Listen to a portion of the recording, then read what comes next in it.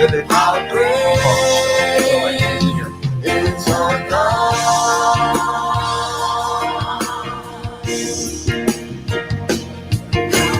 Name above all names. Sing with me. Can you hear me? Can you hear me? Doc, can you hear me? My heart will sing. How great is our God.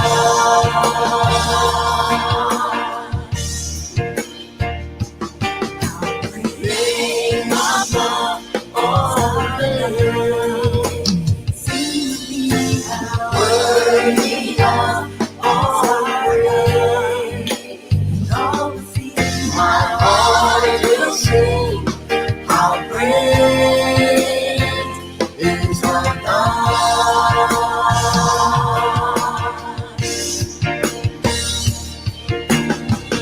You're a great God.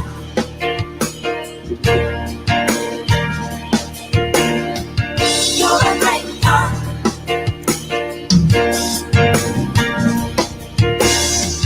You're a great God.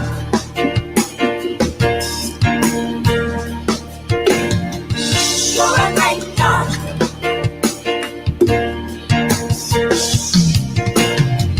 You're a great God.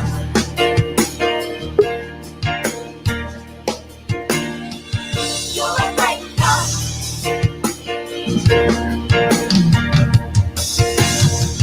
You're a great God. Good evening, ladies and gentlemen. Welcome to the village. This is Roderick F. Daly, your host, with our co-host who is hanging out, sleeping on the phone. Beside me right here, the great Dr. Sampson. Yeah, definitely. All right. Just giving you a quick rundown. And Okay. Dr. Bryant, our hostess with the mostest. Good evening and welcome. Welcome, everyone. Hi, everyone. Yeah, go ahead, John Joe. Welcome, the village. good evening, everyone. How are you? How you doing? I'm here. I'm doing great. You look great, Doc. I like that hairstyle. Well, thank you. Thank you very much. Doc, you seem so solemn. Are you okay? Listen, it's a day. It's a day. Yeah, it's a day. Can we help you with? Can we help you? It's a day. You know what? It's not a very I think yesterday started off this week, going into this week as a very, very sad day. Yes. You know, just thinking of what Could you transpired. can you express to the audience what you're talking about? If Well, you don't mind. Thank you, Doc. well, being of Haitian born. I didn't know you were Haitian born. Yes, I was You were born. born East Flatbush. I was born in the wonderful island of Haiti. I am Haitian born, and just learning that the president of your country was assassinated, it leaves a void in you. Yes, I'm not living there. Yes, I am in America, but I have family members in Haiti, and the sadness of it all, you know, to think of what transpired. Why? There's other ways of expressing anger or disappointment, but this is not the way. This is not the way to eliminate someone just out of the blue. So, you know, it is, I know that's not how we should start off, but it is something that is on my mind. It is something that is at forefront, you know. On your mind, it's on all of our minds. Well, thank you. Thank you. It is truly, truly sad to see that you know, there's no regard for people's life anymore. And to think of how people are mistreated, how people are assassinated, that's not how we start off. No, That's not how we do. That's not democracy. It seems like, you know, it's free reign. There's no sense of there's no sense of a moral.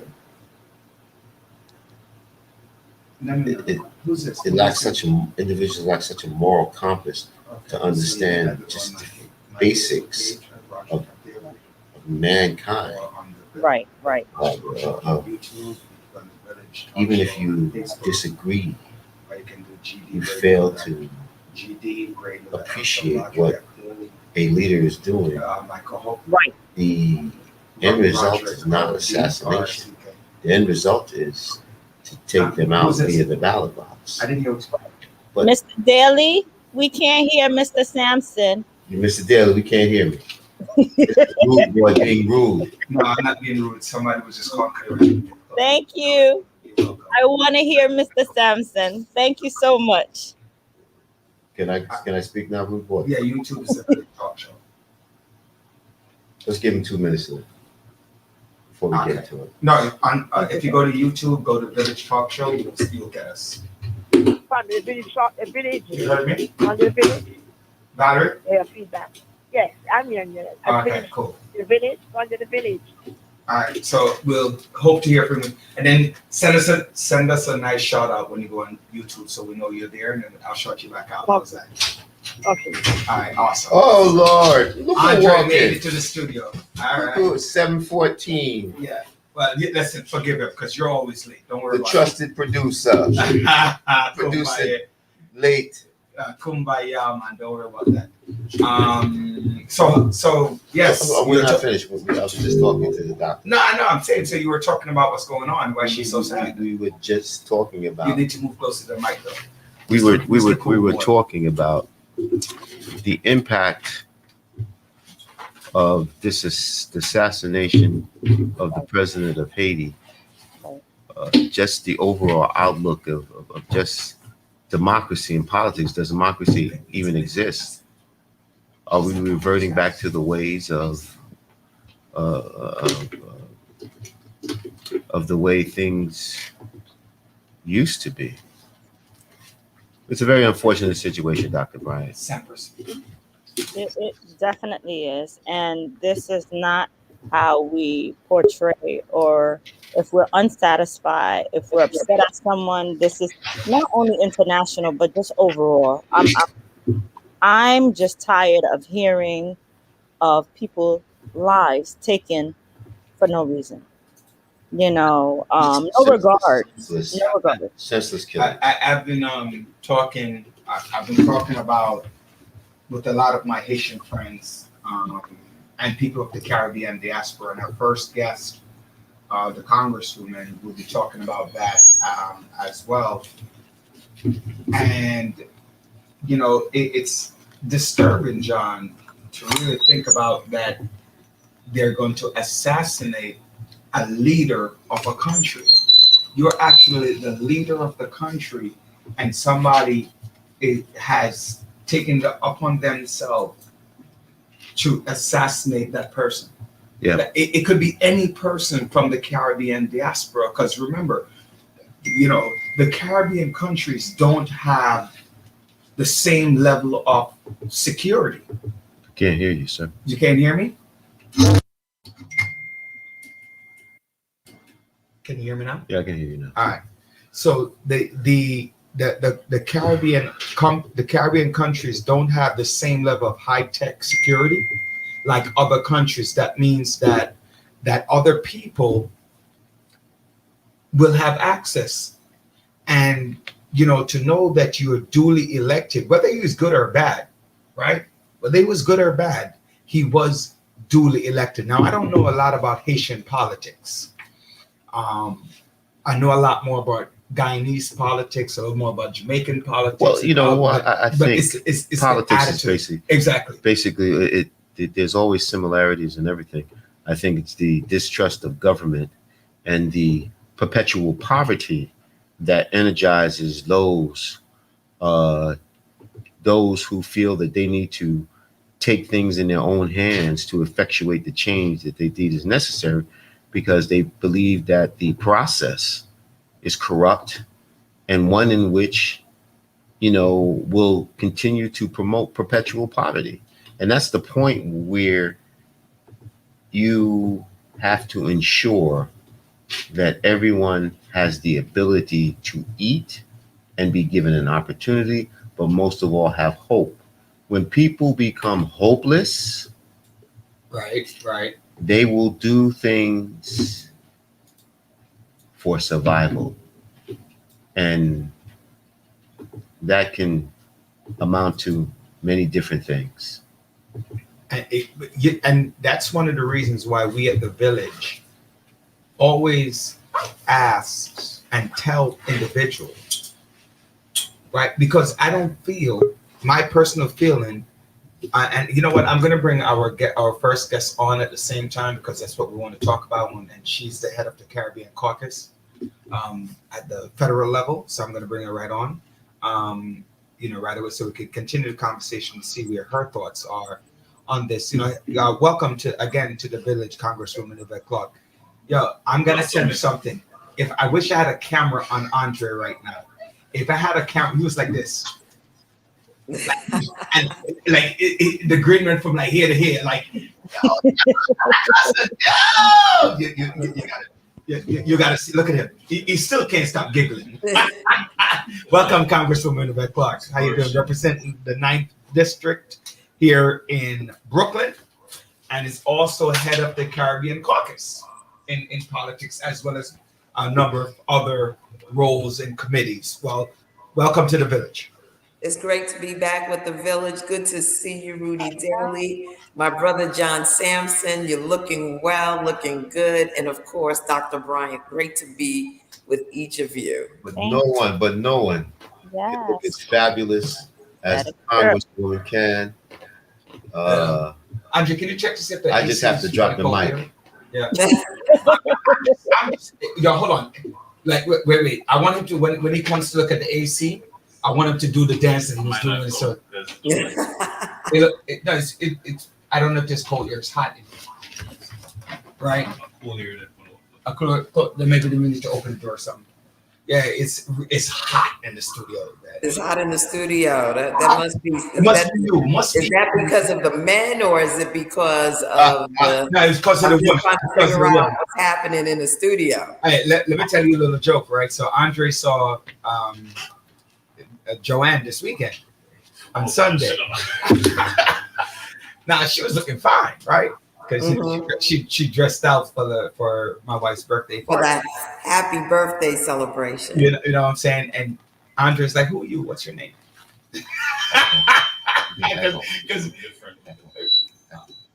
Because he didn't see her. He hasn't seen her outside of the studio. I mean, outside of the Zoom land. Yeah. Or in person, it's like hot diggly damn. So anyway, did the rain reach you guys yet in Washington? I'm sorry, repeat that, Rudy? Did the rain reach you down there in Washington? Oh yeah, we had torrential rains here in Washington. We're closer to the area where the tropical storm hit, because we're further down south, so it was pretty bad, but it looks like it's clearing up actually. Yeah, it's pretty nasty up here. I'm gonna get right to it because I know you have a short period of time, and and I appreciate the fact that you come on the village and have being able to participate. So I don't want to keep it too long. The big thing right now is what's going on in Haiti, and that's what we were talking about before you got on. And I'm going to give my perspective first, so you can give yours, right? So I'm just going to say I'm very disappointed that people actually assassinate a leader of a country. That's my purview, right? That's it. I don't know the political point, and I'm not going to get into that.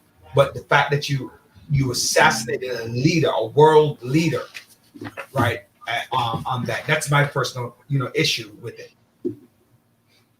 Well, let me say this: it was certainly a very horrendous and heinous act. The March for Liberty in Haiti is a long one. Right. The March for Democracy is a long one. And, I am one who always believes in the sovereignty of nations. One of the roles of the United States of America is to give guidance to those seeking liberty and help them to establish democracy. You know, it was within our lifetime that the people of Haiti lived under dictatorship. We need to remember that. And so this act, notwithstanding the political conditions on the ground, sets the nation back tremendously. Well, let's also acknowledge that President Moïse was governing in a manner in which there was a lot of consternation. There was a lot challenging the nation because their parliament was not in session, it has not been organized. So he was essentially acting by decree. That caused a lot of, turmoil within the nation itself. Haiti has been really challenged for a long time with a number of crises, whether it was the earthquake of 2010, the cholera outbreak, the numerous hurricanes that hit the nation even prior to the earthquake, and then just the transition of government, keeping a steady drumbeat towards democracy. It has been, again, this assassination has been another tremendous blow. It's crises within a crisis within a crisis.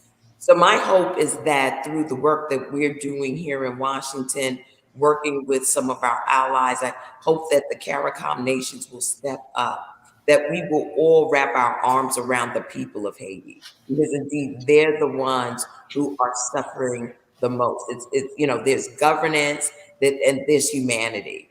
And the human element of this is extremely, extremely tragic. The people living under circumstances where violence was an everyday drumbeat, politically motivated violence. And so, there were gangs running throughout the country. There were, Kidnapping. a lot going on. I mean, listen, I hesitate in what I say because sometimes, when you speak about something, you also have to look in the mirror. We've got gangs running around in our community. I was about to say that, Congresswoman. Yeah. Right here in New York City. Absolutely. But we can rely on, to a large extent, our ability to be resilient in the face of the challenges that we have. That's the challenge for Haiti, is resilience, is getting back on a pathway to a strong, thriving, Haitian-led democracy. And that's our role here in Washington, D.C. I am co-chair alongside Val Demings, Ayanna Presley, Andy Levin, Sheila Jackson Lee, and of course, Maxine Waters of a Haiti caucus. We decided that it was going to be important for us to focus in specifically on Haiti because we saw what was taking place. At the beginning of this year, there was a major upheaval because according to the Constitution of Haiti, there should have been a transition of governance. However, there was a difference of opinion among those within Haitian civil society about whether, in fact, the sitting president at the time, Moïse, was to relinquish his seat at that time because he started his term a year later. And so, there was a lot of concern. And I actually called for the U.S. For our State Department to step in and begin and pressuring and giving guidance to that transition of governance, because again, their legislative body is not even in constituted at this point. So you had one man running everything, and that's a slippery slope into autocracy and dictatorship. You know, if you follow, someone sent me the historical purview of the Haitian rise, fall in between the power, and starting back from 1804 with Toussaint Louverture, and the freedom and also the economic oppression, because there's a lot of economic oppression that's happened in Haiti that has affected them. We think that slavery in the United States, not that we think, let me change that verb to we know the impact of slavery in the United States and around the world, especially in the Caribbean. But you're going to double fold that with the economical sanctions placed on Haiti in since they gained their independence 200 plus years ago, 200 and almost 20 years ago.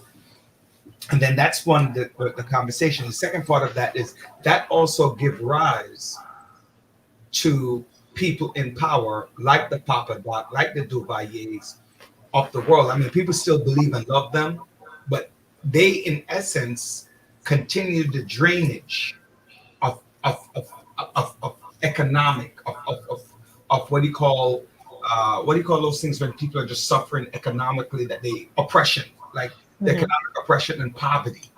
Haiti is one of the poorest countries in the world, not because they don't have any money, but all of the regular citizens having access to money. And while the rich, it's almost like a United States where the rich are extremely rich and the poor are extremely poor. But I feel, speaking to a lot of Haitians, I've personally never been to Haiti, but speaking to a lot of Haitians who are involved in Haitian politics, that it's really just a conversation about the haves and the have-nots. And nothing. Well, it's even worse than that, because you're talking about very few families with wealth. Right. I think you can count them on both hands. Right. They're oligarchs. And these are individuals that, in effect, have been a large contributor to the condition of the nation, and by extension, the conditions under which the average everyday Haitian lives. And so, there's a lot to reckon with in terms of Haitian civil society. That's for the Haitian people to determine. I'm not here to, tell people how to live their lives. I think that self-determination is a powerful thing. And, there are enough educated, well-meaning individuals from Haiti and throughout the Haitian diaspora to give guidance to the growth and development of the nation. It's a major, major challenge. They have allies in CARICOM and many of the other nations around the world. We are battling here in the United States to make sure that they get the attention and the support that they need. I know that Congresswoman Frederica Wilson from Miami, Florida, we were on a call with the State Department yesterday, an emergency call about what took place in Haiti. And, her request was the U.S. needs to be a partner at this time with security, because one of the major challenges right now is securing the people. The police department cannot handle the level of violence that's taking place, and that is harming everyday Haitians in Haiti. And so one of her requests was that we undergird and support them with security.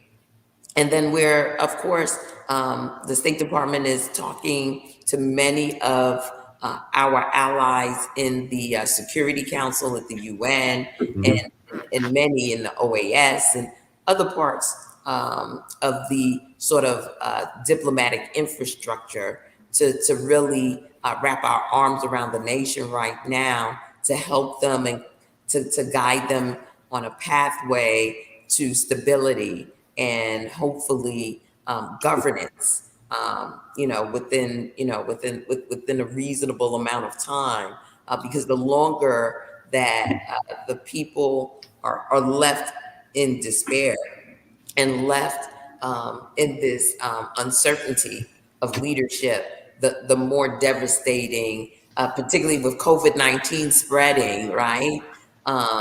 You know, the crisis can become and has become already. Do you think the United States will be sending troops back? Well, I know that they're talking to the UN because they want to get as neutral and as diverse a body as possible. If you may recall, maybe about 2-3 years ago, MINUSTA, which is the UN security force, was in Haiti and withdrew. They were there throughout the period of time where the earthquake, took place, and were there to be a supplement and a support. And when their mission was over, they withdrew. As a matter of fact, unfortunately, it was the MINUSTA troops that introduced cholera into the population. I think that they're looking at perhaps having that type of conversation, and maybe sending security experts from the United States to be of assistance.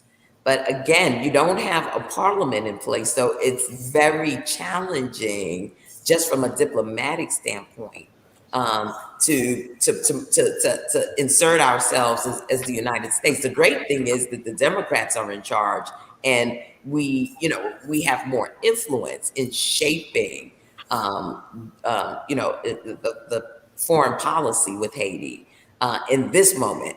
God forbid if Donald Trump were in office, because he made a shambles of our nation. We can only imagine what he would do in a situation like this. I would say there, with outside influence, with everything that happened, because I've been following the news, of course, and my family's been listening nonstop about some of the people who actually killed him. They stated that it's 24 individuals that actually participated in this, but I would figure there would be a little resistance with outside people, like you mentioned. When you do have outside organization coming into a country and they actually bring disease or they bring certain things, then you also have to be careful, because there's also they take advantage of the young people as well. So that is a concern that's always been with Haiti, because of hey, violation that took place or rape that took place, because certain securities are not in order, and taking advantage, and why a lot of Haitian people are angry is because they feel violated constantly when outsiders come in. The intention is well, but somehow it gets turned around in the process.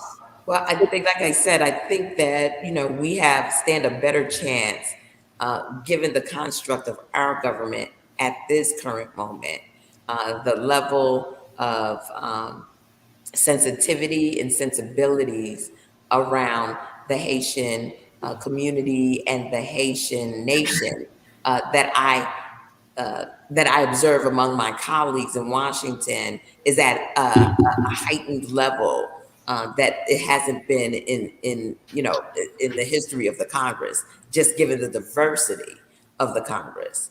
And then having the Biden administration, having a Black vice president, I think the stars are aligned properly. It's who is receiving on the other end in Haiti, That's right. and what their intentions are, and how we lays to make sure we undergird and underpin the people of Haiti, make sure that they're, people are not starving, that they're getting fresh water. I mean, I think we've already begun to surge in resources from USAID to make sure that people are not suffering, beyond the suffering that ordinarily takes. We don't want to see a degradation of the environment in which people are living and trying to earn a living in Haiti at the moment. But it's a very fragile society, very fragile situation that we're dealing with. And so we're looking at all of the tools at our disposal. Many of us spoke with the State Department and asked that they make an ask of the Department of Homeland Security to suspend all deportations. We've already extended TPS. So, I mean, we have the mechanisms in place. Is the last thing we need are sophisticated individuals who may be criminal minded going into that environment and exacerbating what we already know has been a culture of violence that has been allowed to fester under the governance of the nation. The one of my concerns, and it has been going around, and again, I don't understand Haitian politics as much, or maybe you and Joanne can shed some light on that, is what happened to all the people who works for government? Now that the president is dead, there's no parliament. Are they going to get paid? Do you any idea about that in terms of economic?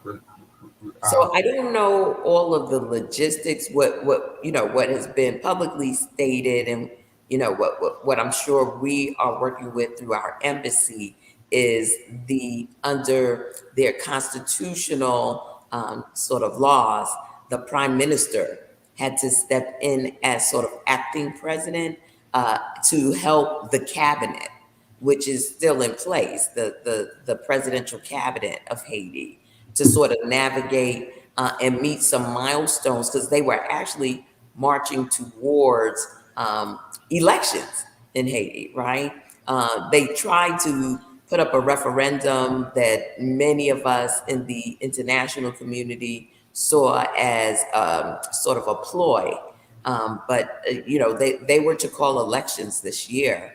And the hope is to give them the support and the guidance they need to call those elections so that people can elect their governance structure and move the democracy forward. Is that's the only way you're going to be able to become truly independent. That we don't want Haiti to be, a nation that is dependent, in perpetuity on the charity and goodwill of others. So my hope is that, we can work with sort of the remaining infrastructure with a transparency that the Haitian people can see is in their best interest, to get them on the road to democratically elected leadership that is reflective of their dreams and aspirations. And they, when somebody was talking to me today, John and Yvette and Joanne, about the one-term policy of the presidency in Haiti, which my personal view is that one term in any office does not allow you to create significant change. Sure. And he was thinking about changing. I'm just speculating, and don't answer, Congresswoman. But I'm personally just speculating that that's part of the reason. Like, either A, people don't want him to work on that change. B, they might look at it as a way for another type of dictatorship to happen, and so they're afraid that the change of the constitution might lead to another Jean-Claude Aristide or Papa Doc or Duvalier or whatever the case is, and that might have led to this assassination, especially since he took so long to call the election. I think, I don't know that.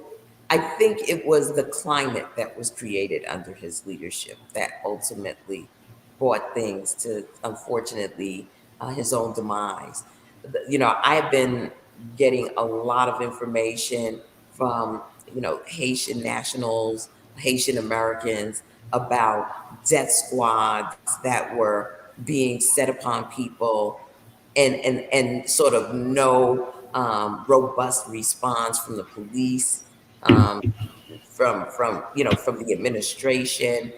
Some have surmised that the president himself was behind it.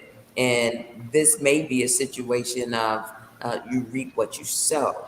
And so, listen, at this stage, may his soul rest in peace. May his wife, the first lady, recover, because Unfortunately, she was a victim of this act as well, Mhm. that she will recover and heal.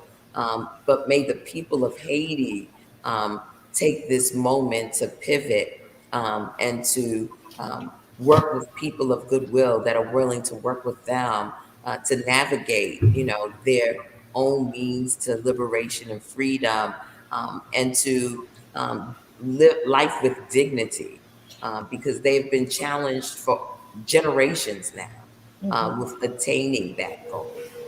And it's been quite elusive. You you know what? The mental aspect of that, the mental health aspect of seeing your president assassinated is is Mhm. is tragic to people here, but imagining the people who are there, the children. I was reading that his daughter was there when he got shot. So the thought of a child witnessing their parent being assassinated, or your parent getting hurt, and children around the city not being able to go, the country not being able to go to school, and hearing what's happening and the gunshot and all of that really works into the psyche on another level. Here it is, we're in the United States, we're tired of hearing gunshots and people dying constantly, but this has become a daily thing, hearing it nonstop from the videos and the audios, and you're like, oh my God, you're at war. But it's not war. This is everyday life, you know. So it's It really is a war in many respects because right. it's a political struggle Mhm, that's taking place in the nation, and it reverberates. The mental health aspect of this, there's no getting around it. These are people who are living through trauma, mhm, and just don't have the time or the circumstances just don't present itself for healing, because again, it's crisis within crisis within mhm, crisis. mhm, It's a very young population in Haiti. People don't live to be very old, unfortunately, and it's a very large population in Haiti, as a result of just sort of the major neglect that has taken place. And so, everything that we can do, and I call upon my friends who are professionals here in the U.S., many who understand the what trauma does to sort of the body chemistry and the growth and development of humankind. Let's begin doing some zooms to Haiti and speaking to our people in Creole, and lifting them up. The Catholic Church is very, very big in Haiti, and Mhm. so the pastoral staff of of whether it's the Catholic Church or all of our religious mhm. institutions. We really need to wrap our arms around Haiti, and not let it go, because people get tired, and you can't get tired when life is at stake. You have to stay the course. And so my hope is that in this moment of trial and tribulation, that we will regain our strength and start anew to really help the Haitian people to move forward, and to move upward. Yeah. You know, I do want to ask you a couple more questions. I know that we have to run, and this is very interesting because it does affect the entire Caribbean diaspora. So I'm going to throw both questions out there. Maybe you could tie it in because, like I said, I do know that you have to head home and to your constituency, and to help them heal as well, because it's part of that process. But I do have two questions, and I guess you could tie them. What do you think of the current elections in New York? So I'm going to give you that open floor so you answer and how you want, and take about 2 or 3 minutes to tell us what's going on in Congress that's going to affect the American people, and if you can, I mean, touch on Kamala Harris's conversation about immigration and the border. So that's a lot. That's a lot. Touch what you want to touch on, That's a lot, Rudy Deli. But I let know. me start by congratulating all of the primary winners in New York City. Ranked choice voting is new for everyone. Needs to be gone. Needs to be gone. I was not an advocate for it, to be quite honest with you. And my experience with it in this last election has made me even more sour on it. But nonetheless, we stayed the course. We came through.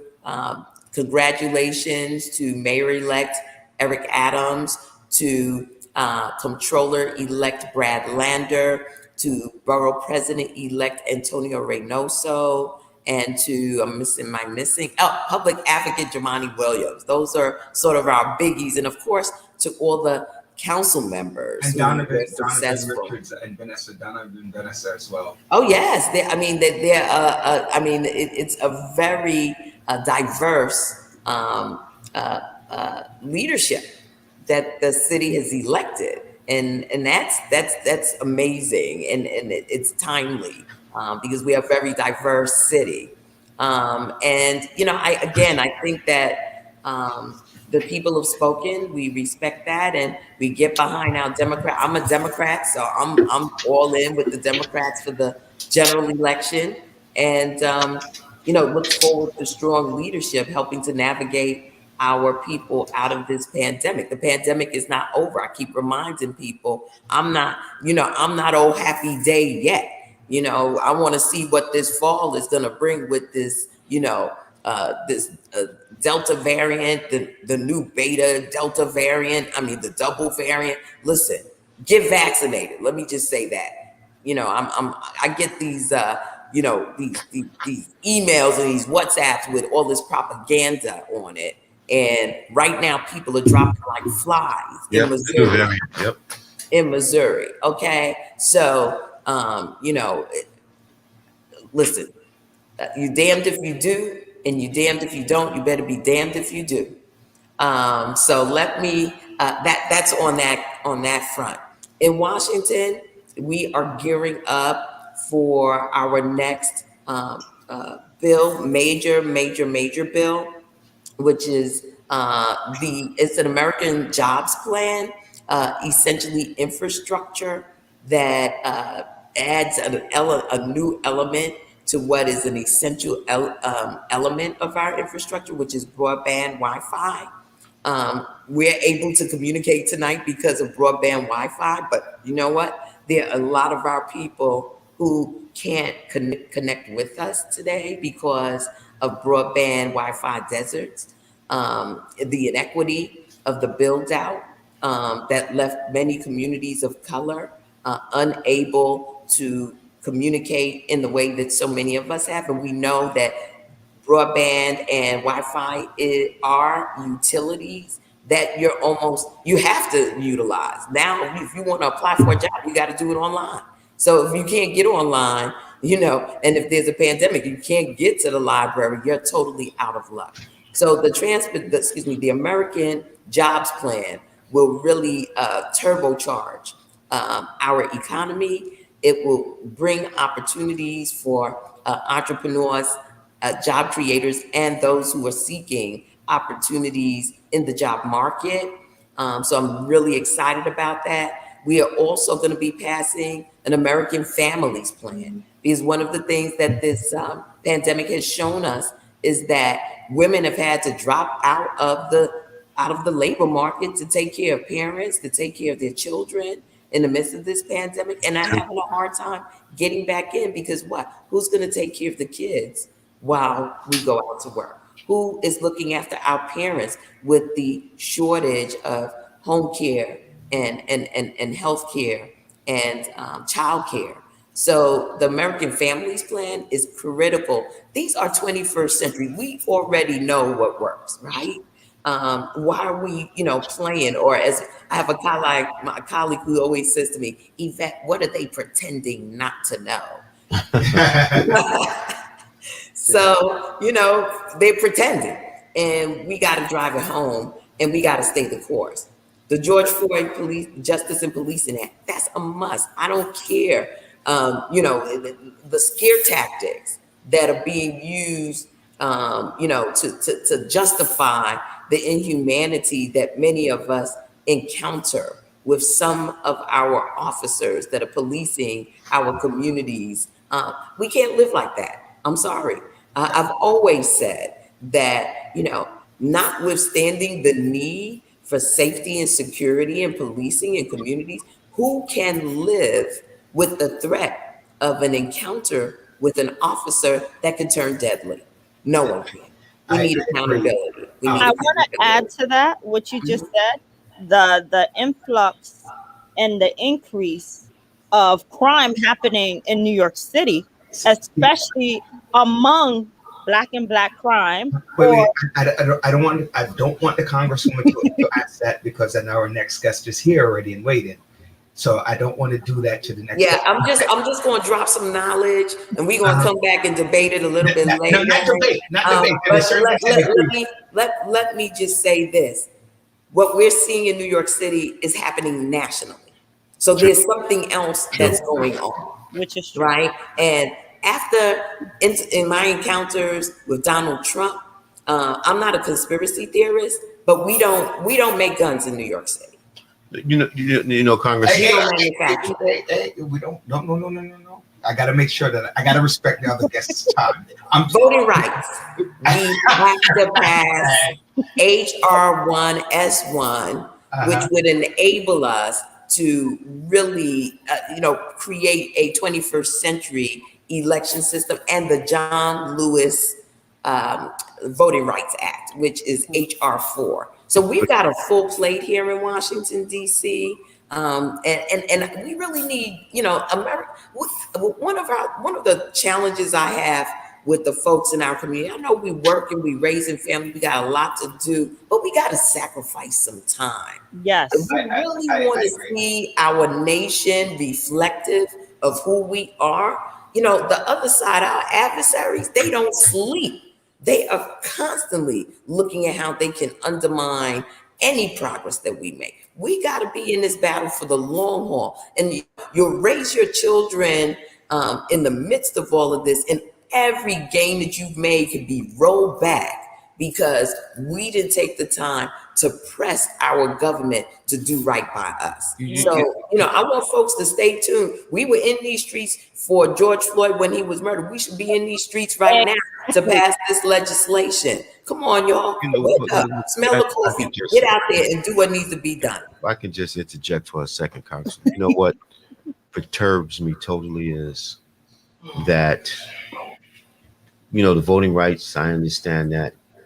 But we all know that every time we learn the system, they change the game. We know that. We just have to be diligent. Even when they change the game, we have to be diligent in making sure we beat them at the same rules that they implement. So it means that we just got to work a little harder to come across. And that happened in Georgia. We worked a little harder. So, on one front, we can fight the battle on one front, and on the other front, we just need to educate and prepare and just be organized and prepared. That's what it is. Proper preparation prevents poor performance all the time. Words of wisdom from my brother. Right. I unfortunately, Congresswoman, you're going to receive that text from me because I need you back, because there's something I really want to say, but I know Andre's sitting here going, our guest is sitting here. Andre's sitting here. He is. If you're in the studio, you could see the look on his face right now. Sour. And so at the end, I want him to invite me back, so I'm going to say good night. Yeah. All right. So I want to thank you for taking the time out Definitely. at short notice to join with us. You do have so much knowledge, and that's probably what's, the conversation can't stop. But thank you for joining us right here in the village. Blessings, everyone. Stay safe and stay healthy. I sent you a message about Saturday, so look at it and let me know. I saw it. I'm going to see what I could do. All right. We'll talk later. Take care, y'all. Bye-bye. Bye-bye. Ladies and gentlemen, thank you for joining us right here in the village. We're just speaking to Congresswoman Yvette Clarke about what happened, what's going on in Haiti and what's going on in Congress and in New York. So the village is dedicated to empowering the community to live a healthy, safe, and financially capable life through education, helping each one of us in realizing our dreams at any age, at any point, starting from today. success is not just spoken, it is done. Thank you again, Congresswoman, for joining us. Bye-bye. The Congresswoman left talking about, some of the police issues and reforms and what needs to happen with George Floyd, and George Floyd acted on a number of things. So we have a young lady who has been on here with us before. Let's get to it. Miss Smith, how you doing, Miss Smith? How you doing, Miss Smith? And she's working with Katal. So just welcome to the village. Yes. How you doing, Miss Smith? Mr. Sampson and Joanne Bryant, greetings. Yes, I was last. Greetings from. Yeah. Yeah, I was on the show back in December, and I briefly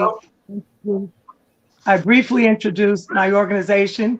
My organization's name is Katal, and I briefly told a little bit about our mission and why I'm so passionate about what this organization does. So I just wanted to share with all of you that our New York State Assembly and Senate, they passed the Less is More Act. Now we're just waiting on Governor Cuomo to sign it into law. But I just want to tell you a little bit about Katal, if I may. Of course. We're a community organization, and we work to strengthen the people, policies, institutions, and advance equity, health, and justice for everyone. And we have 3 interrelated goals. Our first goal is we want to end mass criminalization, mass incarceration, and the war on drugs in our communities. Our second goal is to advance evidence-based solutions to promote health and safety. And our third goal is we want to continue to build leadership and to organize our residents in the community so they will know that they have a duty and a responsibility to themselves as well as our community, so that it is equitable for everyone, not just a few of us, but for all of the residents. So what is less than? Yeah. Let me start with a tough question. I'm not a criminal. I don't have anybody. Wait. My controversial question. Leave me alone. Let me ask it. Because John's about to jump down my throat right now. I'm not a criminal. I've never been a criminal. I don't want to hear anything about the prison system because it perpetrates the Black folks. Why? And the more you allow criminals into a society, the more problems they cause.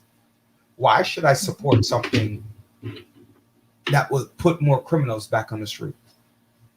That's my question for the day. Yeah. Well, I beg to differ with you. I'm not a criminal either. I'm a grandmother of a son who's incarcerated. And the reason why I'm so passionate about the Less is More Act is because you have individuals who have made a mistake. And what are we doing? What is the system doing to them? We're continuously criminalizing them for that one mistake.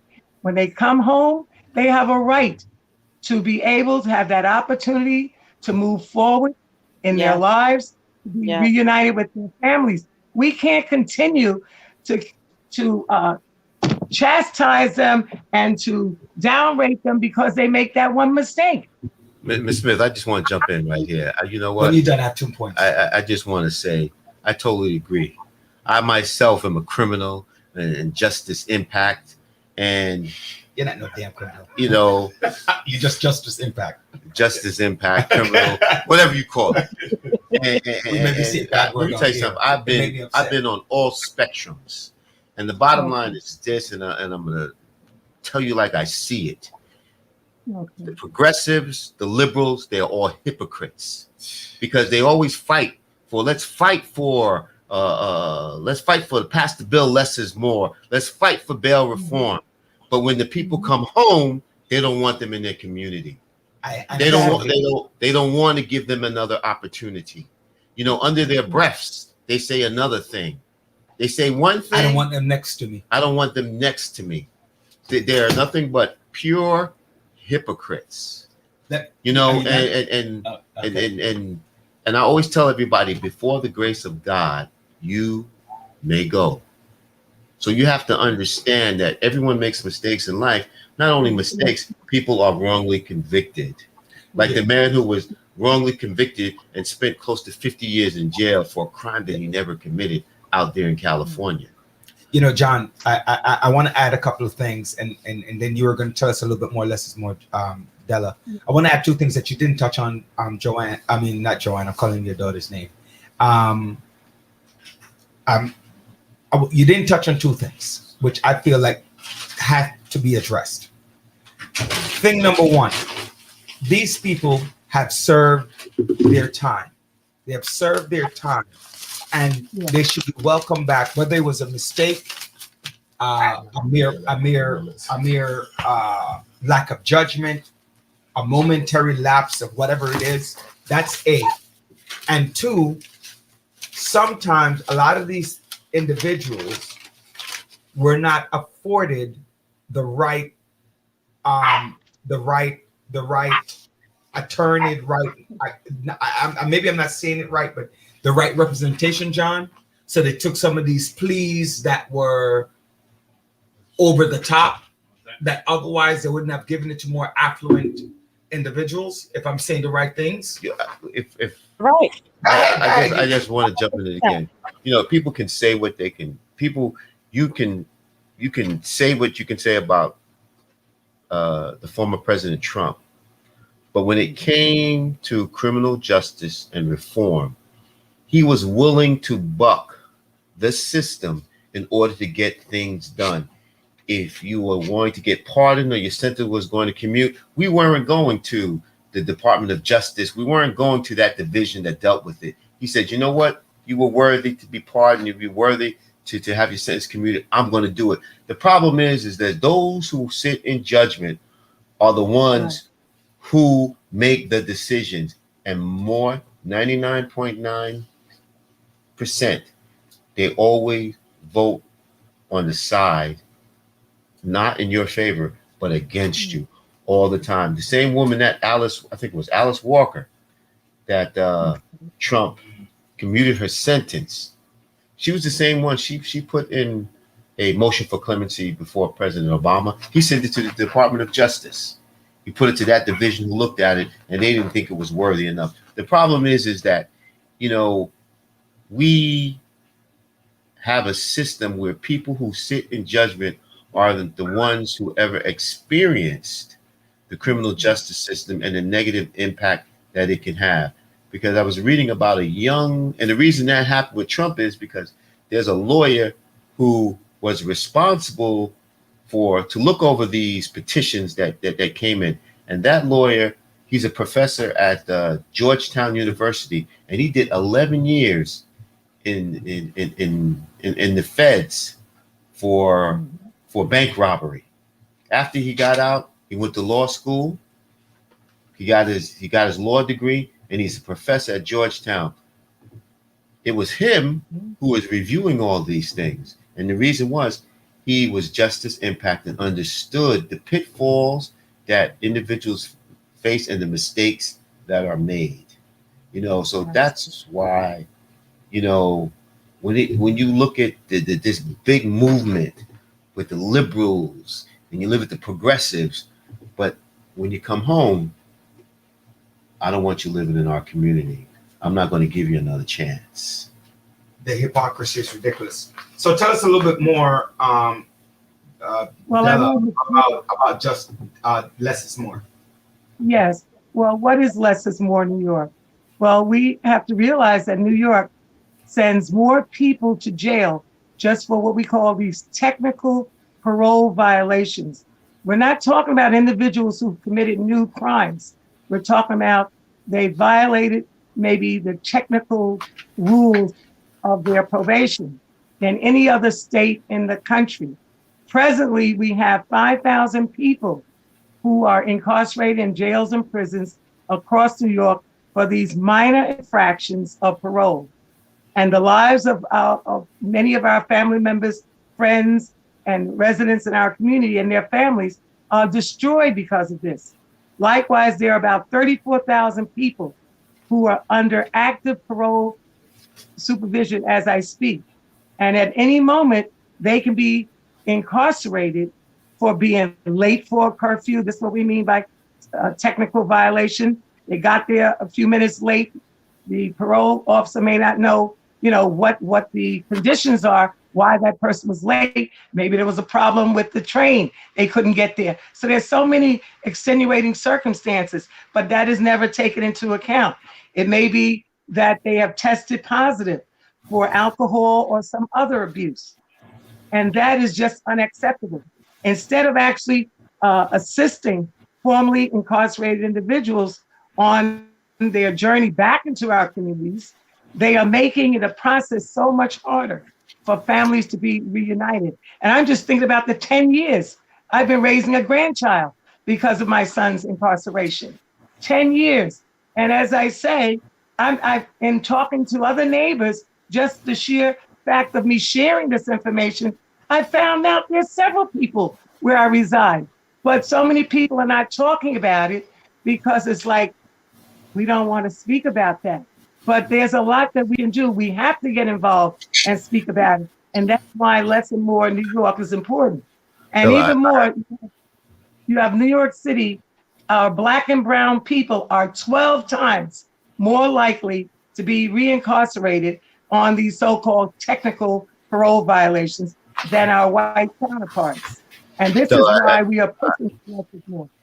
We want to save lives and keep families together. We have been working on this bill. We started in 2018. So it's been 3 years. We've started this campaign alongside our Unchained, our coalition partners, Unchained, and A Little Piece of Light.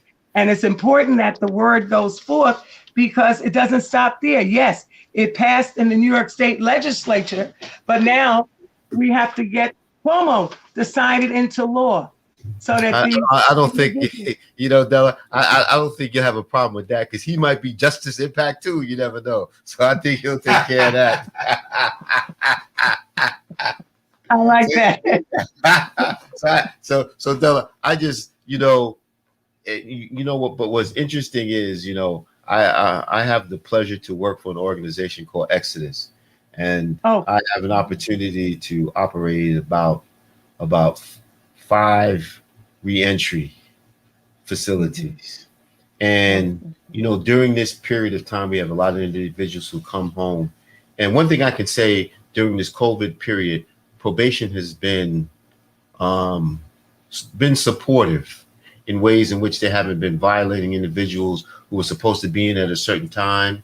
When they came to check in, they didn't apply with their curfew, they weren't checking in. But however, as the city opens up now, probation is clamping down, and we support that legislation. But one of the things we need to support is we need to make sure that there's more funds available for these individuals when they come on reentry. Reentry is so important because it does not happen in the facilities in and of themselves. And I totally agree with you. And this is what, instead of taking this money, reincarcerating individuals on these so-called technical parole violations, take that money. You're talking about millions of dollars being used to house the inmates. So take that money, put it back into the communities that are the highest hit. Put those mental health programs in there. Put those programs in there that can provide training, job training, can provide housing for individuals coming home. That's where the money is needed in our communities. You're doing our communities a disservice when you say, "Oh well, they have." But that's like that's too much right. That's too much of the right thing to do. It doesn't, because it's a cycle. It's an economic engine. They want to perpetuate it. But as long as we have people like yourself who are willing to go out and support, look what you did. You got a piece of less is more, and you got that legislation on the verge of being passed, being signed by the governor. And I have to commend, and the reason I have to commend the state Senate because they're in the hands of Democrats. Because if it wasn't, the Republicans would have never done this. But I also know that we have a as long as we do our part, we have an individual who is on the cusp of being the next mayor of the city of New York, and I'm quite sure he will be getting together with probation and probation and parole and just dealing with issues that that you're discussing about just creating a greater opportunity for those who are coming home, but most of all, prevent them from going in. Like he always talks about we are too busy pulling people out of the water. We need to be at the top and prevent them from jumping in the water.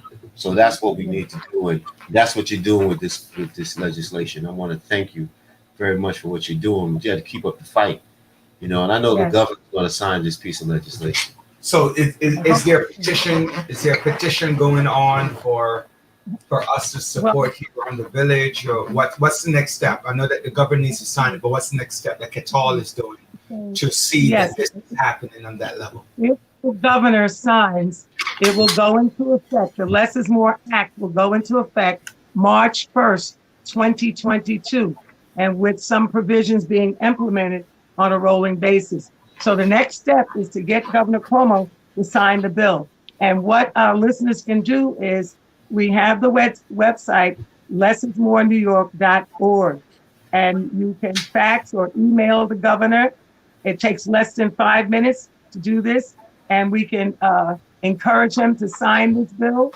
We are having bi-weekly phone zaps where we call his office, and our next phone one is on July 21st from 11:30 to 12:30, and you can sign up again at Call him when it's late, when he's he's home and can't sleep, or call him when he's at breakfast and lunch and ignoring the call. 11:30 in the morning until 12. So he's not going to get those calls. You need to call him at 11:30, 12:30 at night. Piss him off. No? All right. Is there like a phone number, or you have to do the campaign at the time? What's the date on that again, so Andre can put it up on screen? July. Well, you can, as I said, the Less is More NewYork.org. When you get on there, there are tools available, and you can use those tools to assist you in making sure that our governor signs it, because that's what's holding it back. It's already passed in the Senate and the Assembly. Now we just need his signature. And he has 10 days from the time that it reaches his desk. Okay? It was June 10th. And the moment he gets it on his desk, he will have 10 days either to veto it, to sign it, or to discuss it further with the legislative body. Della, you will not have a problem. He will definitely sign it. I'm telling you. I hope so. I certainly hope so. And I just want to say thank you. And if there's any hesitation, just tell him there's a report coming down. Just remind him about it, all right? That's right. I like that. Lord have mercy. I'm sorry, Doc. Lord, the Lord ain't going to help you in there. But we need to support what it is you're doing in regards to giving people a second chance. They do deserve a second chance. And to be members of society and not outcasts. So 100%, whatever way we can support you, we will back you up for that. Definitely. And I thank you for that. And they deserve to be supported. And one of the things that you say, and people need to really understand that, John, is not that they're in favor of all criminals not going back, right? They're in favor of people getting true justice. And also, if they belong to go back, but don't take away the life and the hope of individuals who are actually trying and do it again, because the small little error sees that opportunity to say, I'm putting you back in jail. And so I appreciate that, because you are being very fair.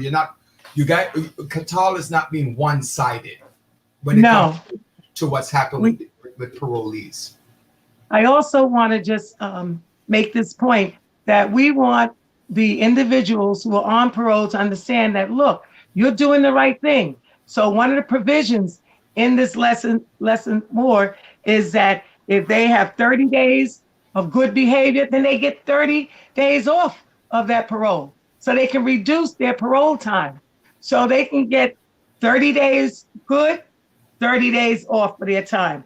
And is that towards the end or immediate? So immediately.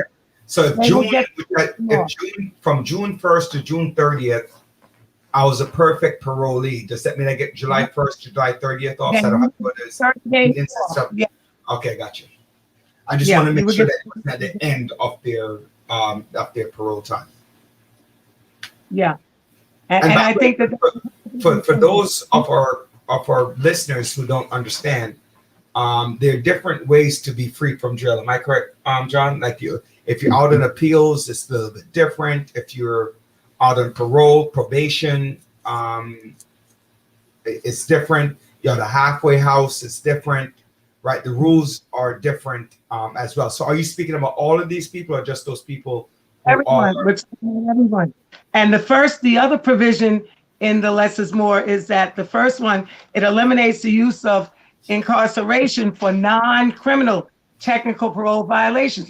So we're going to put these individuals back in jail because there was a violation, a non-criminal violation. Instead, we give them a desk ticket when they have to appear in court. And the time has been eliminated. Instead of 105 days, it would be 35 days they would have to be seen, their case. So you're shortening this wait time before they go before the judge. Whereas you had people sitting in jail. They are accused, man. It's not that they've been found guilty. They have been accused of a violation. And so you have them sitting in there. Some of them have gotten jobs. You think the boss is going to hold a job for you and you're not showing up for the job? It doesn't happen like that. So they're impacted in many ways. They can't provide what's needed for their families. They can't support their loved ones because now they're thrown in jail and they have to wait. And so that would eliminate that problem by just giving them a death ticket to appear before the judge rather than just throwing them back in jail on that technical violation. So I think those are good incentives. People want to do the right thing inherently.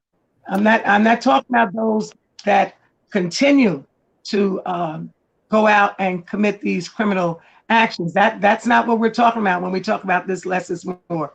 We're talking about individuals who have paid their debt and now they want to get on the right track, and we have to give them that opportunity. We have to encourage them, be supportive of them and the families that are involved, because all of us are in it together, because we're talking about our communities. And that's what it's all about. Communities working together, all the individuals, not for some, but for all of us. We all can benefit from it. I have a question in regards to, you said the whole family's involved. Do they, what would happen? Would they speak to the family members to set it up as a support system? Would they communicate with the family members? How would that work? I don't know. That's why.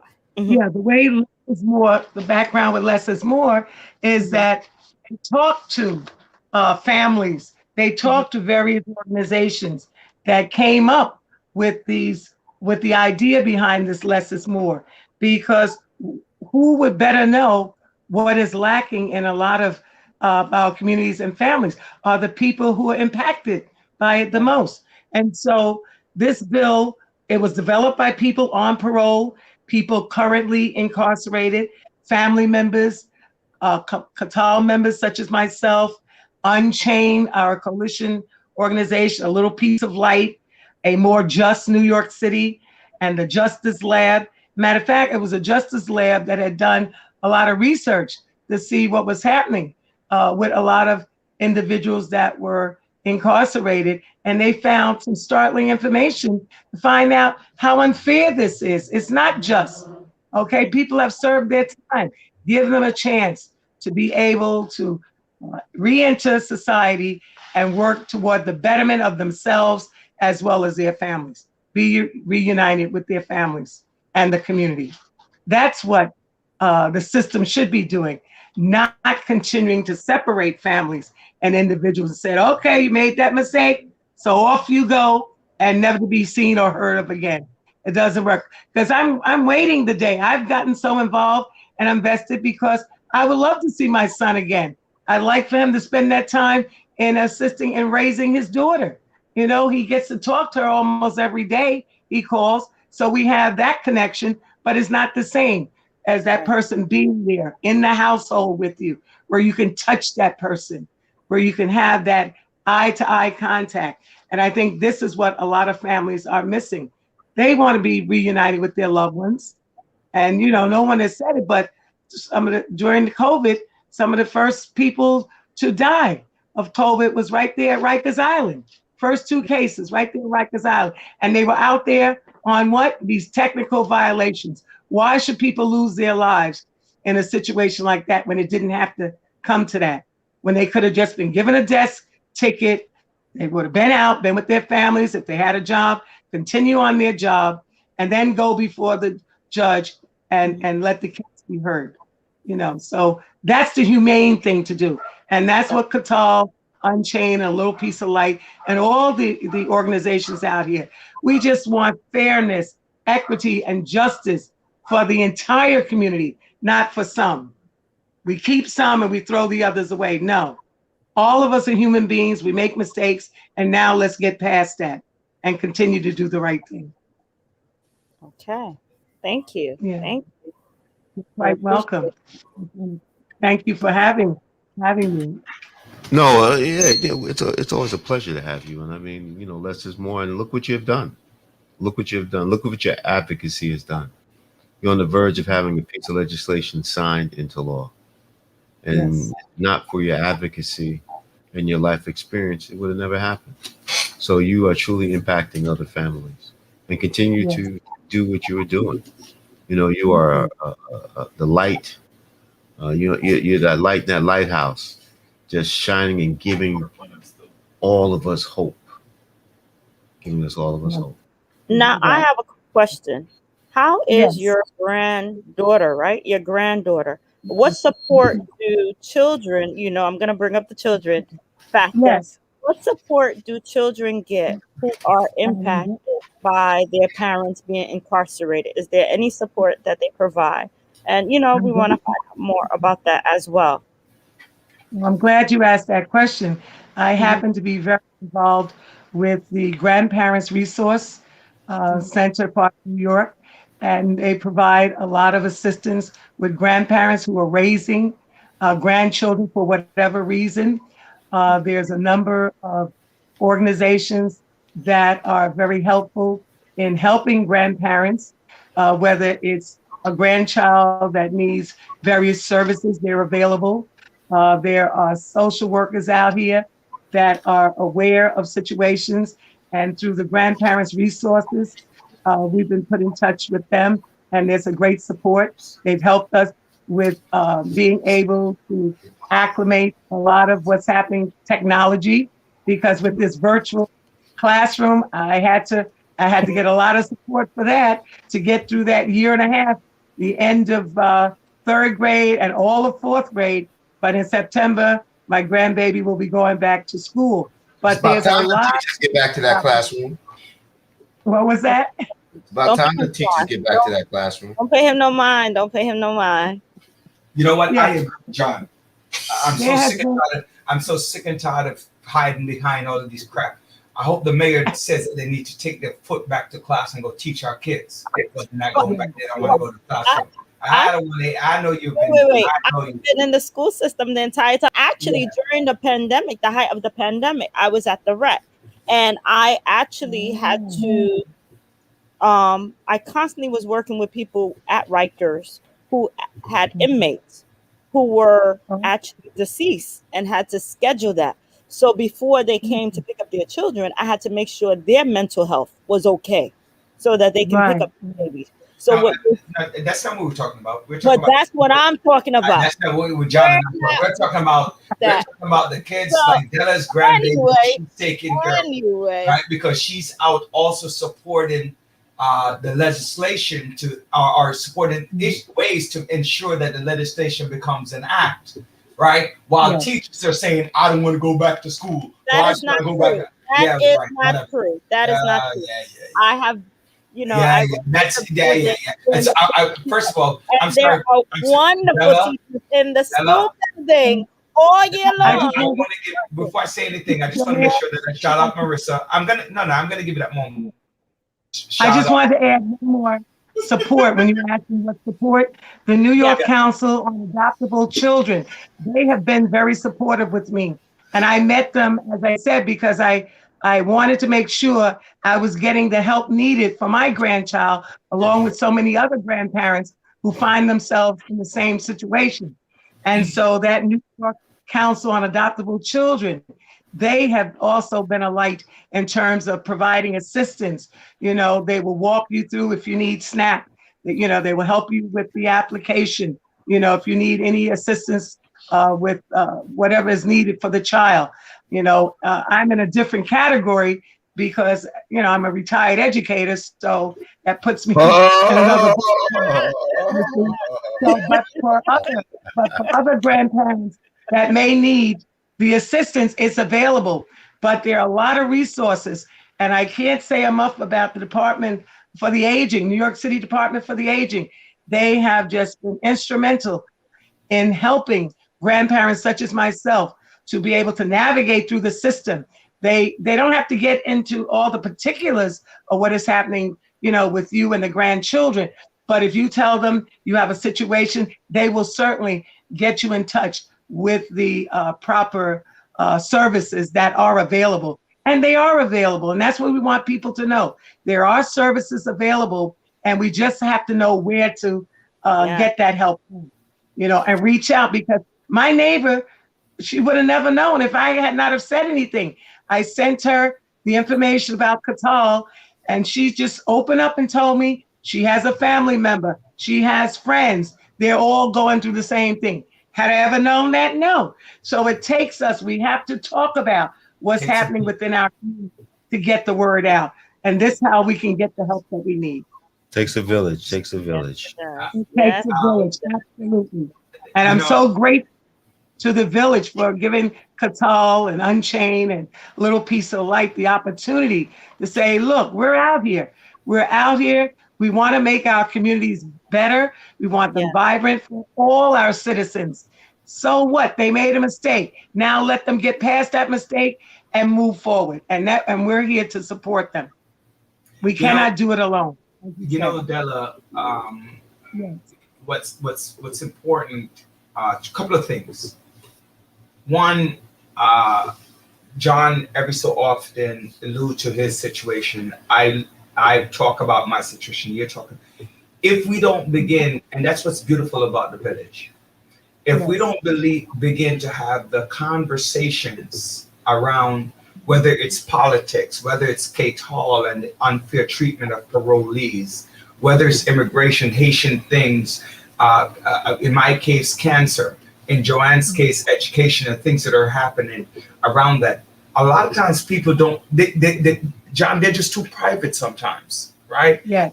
And when you're overly private, you don't ask questions, you don't seek answers. And so we give people the opportunity through the village, and that's why we appreciate you, right? Because you bring in conversation so people understand. Now, some people might call me up later and ask me a question. Might call you up later. Now they found the situation. I might ask you a question. So I'm happy for that. And here at the village, Dr. Bryant, John, and myself, Andre and Sophia, we're glad. We're glad to be able to get the information out to other individuals. And Della, I just want to add one more thing. Yes. That we need to use money from recreational marijuana to support reentry programs. You know, Joanne, I just want to throw that out there. You know, Joanne, that was for you. Della, community. Yes. I was trying to stop him, but I just wanted to see Joanne's reaction. I knew it was coming. I just didn't know how long before he got here. We just want to get the services in support of building better communities for all our citizens, not for some. As I said, we all are in it together. And we Yeah. have to be. That you're saying, Della, you're saying words that mean so much. And the one thing that I want Democrats, and I'm a staunch Democrat, so when I'm saying it loud and clear. I am a staunch Democrat. I will not vote for a person, but I will never vote. I don't think I will ever vote for a Republican, right? But I wanted to just, and the only Republican I would have voted for, I was old enough to vote for him, and that was Ronald Reagan. But I want to say something very important, and it go back to what John was saying. As Democrats, we cannot talk out of two sides of our mouth. We cannot say that we need to get rid of Rikers Island, but we don't want a jail within our community. We cannot say, because if you ask them, prisoners are, what do you call them? Jail prisoners, right? That's the correct term? I don't know. No, we don't call them prisoners. Inmates. What do you call them? We call them inmates. What do we call them? Formerly incarcerated. No. I'm talking about people currently in, not formerly. Currently. We call them by their names. I don't ever call by name every prisoner by name. So anyway, well, the point is, they want to build jails within that community where people come from. But the same people are saying get rid of Rikers Island are saying don't put a jail in my community. You can't talk out two sides of your mouth. The same people who say we need a community center are saying don't put it in our backyard. The same people are saying we want a senior center or a, what do you call those where mentally disabled people are, that we need those to house individuals who are mentally not capable, but don't put them in my neighborhood. Where are you going to put them? A lot of these liberals, progressive crap, you need to back up your words and say what you're saying. If you want to get rid of Rikers Island, then be able to say in your community, I want that jail cell, or don't vote to get rid of Rikers Island. It's very simple. Don't vote to build more mental homes or senior homes, but don't put them in my backyard. It don't work like that. No. You know, and it's problematic for me, John. It gets me very upset. So where are we supposed to put them? So you think we're going to put them in a Republican neighborhood who decided they didn't want it out in the first place? And that's going to fly? Well, you know what? It's not whether where you put it. You know, I think every neighborhood deserves their equal share because these are human beings. Exactly. And you're coming back home to re-enter society. And it's very difficult time. It's very difficult when you try to re-enter society and society just rejects you. Most of all, has rallies against you. You know, it could be defeating, but always one thing I always remember, you know, the purpose to me, I found the purpose of prison is not only punishment, but it's to take away your spirit. And it will take away your spirit if you allow it to take away your spirit, because it can take away that spirit and put you in a position of perpetual hopelessness. And as a result of that, you just don't care.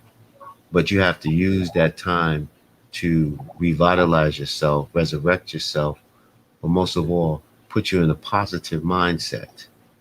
To deal with any sort of challenges that you may face. So, Della, I just want to thank you very much for your support. Less is more. You hear that, Doc? Less is more. Pass the weed. Less is more. Pass the cipher. Pass the cipher. Pass the cipher. And just remember, go to lessismorenewyork.org. It's less than 5 minutes, and use the tools. And we want Governor Cuomo to sign that act into law as soon as possible. Do you know when it's going to go on his desk? Well, by when? It didn't go on his desk yet. That's what we're waiting. We're still waiting for when it goes to his desk. Then he'll have those 10 days. So it's from the start of the time that it hits his desk, 10 days, either veto, sign it, or have a discussion with the legislation. Della, I'm going to congratulate you for getting that law signed by Governor Cuomo, because I know it will be signed. All right. All right, thank you. Like that. Thank you, Katal. Thank you. Thank you very much, So Della. much. Unchained and Little Piece of Light. Thank you very much. Have a God good bless. evening, all. You too now. Take care. Bye-bye. You know, that's actually a very good, you know, the both guests that were on, Congresswoman Yvette Clarke and Della from Katal, they touch on a lot of important issues. You know, that people really need to understand, one, what happened in Haiti with the mess with the sovereign government, right? Whether or not you agree, it wasn't even like he was a dictator. It was a duly elected who actually was about to be out of term anyway. Right. You know, and what Katal is doing in terms of saying the unfair treatment of parolees, is, you know, that affect the community, and a lot of people who actually listen to the village, because we do have a large part of our audience is from the Caribbean diaspora, and to know what's going on with that. And a lot of our listeners also are Black African American, or part of the African American diaspora as well, who are touched by individuals who are incarcerated or touched by the out on parole, or whatever the case is, and they're getting ready to be paroled and the likes. And you know what? It takes a strong family member and strong backing to have a grandma and a parent advocating for you. You know, you know, we need to support people like this because they're continuing that legacy. Yes, you know, situations happen, but we don't want the children to be affected, and we don't want their spirit to be broken as well. You know what? I didn't ask her, which I wanted to, but you know, because of time and stuff. But as a grandparent, going into schools, it becomes more difficult too, because she's not the biological parent. So sometimes she encounters roadblocks, you know, as well. She basically has to essentially prove her legitimacy as the guardian of that child, right? You know, so, and that's important too. So, you know, that's very important. So I thank them for that as well. Before our next gets here, we have a couple of things that we have to go over. So I want to do a few of those. One, for all New York City parents, Joanne, and I think you're part of that, right? I know I'm a New York City parent, but my wife won't tell me.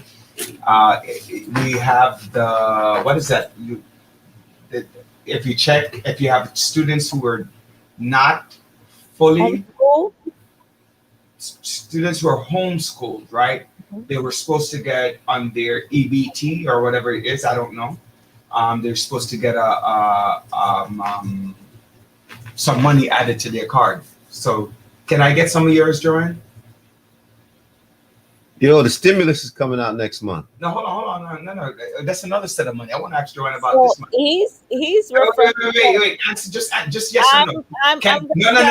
Yes or no. You're not running for office. You don't like politics. When the politicians comes on, you are quiet. I'm asking you because you wait. Just act now. I know you're not totally quiet. It's not totally quiet. I want her to say yes or no. I want her to say yes or no. Why she can't say yes or no? Roger. No.